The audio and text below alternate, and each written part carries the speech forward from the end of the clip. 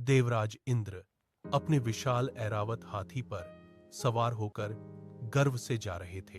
तभी मार्ग में ऋषि दुर्वासा ने उन्हें एक अत्यंत दुर्लभ और दिव्य पुष्पों की माला भेंट की। इंद्र ने अहंकारवश उस माला का सम्मान नहीं किया और उसे हाथी के मस्तक पर रख दिया। हाथी ने अपनी सूंड से उस माला को उतारकर जमीन पर फेंक दिया और पैरों तले कुचल दिया। यह देखकर ऋषि दुर्वासा का चेहरा क्रोध से तमतमा उठा। उन्होंने हाथ उठाकर वज्र जैसी वाणी में श्राप दिया कि तुम्हारी सारी शक्ति और वैभव नष्ट हो जाए। श्राप के प्रभाव से स्वर्ग की दिव्य आभा क्षण भर में फीकी पड़ गई। देवताओं का तेज लुप्त होने लगा और असुरों ने अवसर पाकर स्वर्ग पर भीषण आक्रमण कर दिया। पराजित और असहाय देवता अपनी रक्षा के लिए भगवान विष्णु के पास क्षीर सागर पहुंचे। भगवान विष्णु ने शांत स्वर में समाधान बताते हुए कहा कि खोई हुई शक्ति को पुनः प्राप्त करने का एकमात्र उपाय अमृत है। इसके लिए तुम्हें असुरों के साथ मिलकर क्षीर सागर का मंथन करना होगा।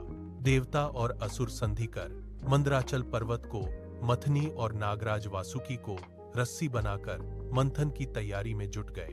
जैसे ही मंथन प्रारंभ हुआ, बिना किसी ठोस आधार के विशाल पर्वत समुद्र की गहराइयों में धंसने लगा। चारों ओर हाहाकार मच गया। तभी जल के भीतर से एक अनंत शक्ति का उदय हुआ। स्वयं भगवान विष्णु ने एक विशाल कूर्म यानी कछुए का अवतार लिया। उन्होंने अपनी वज्र जैसी कठोर पीठ पर पूरे मंदराचल पर्वत का भार उठा लिया। अब पर्वत स्थिर था और भगवान कूर्म के सहारे मंथन ने प्रचंड गति पकड़ ली। मंथन के बीच अचानक समुद्र से कालकूट हलाहल विष की ज्वालाएं निकलने लगी। उस विष की गर्मी से समस्त सृष्टि जलने लगी। समस्त लोग त्राही त्राही कर उठे। तब महादेव शिव आगे आए और उन्होंने उस भयानक विष को अपनी हथेली पर रखकर पी लिया। उन्होंने विष को अपने कंठ में ही रोक लिया, जिससे उनका गला नीला पड़ गया और वे नीलकंठ कहलाए। विष का संकट टलते ही मंथन फिर से शुरू हुआ और समुद्र से एक एक कर लक्ष्मी, कामधेनु और कौस्तुभ मणि जैसे 14 रत्न बाहर आए।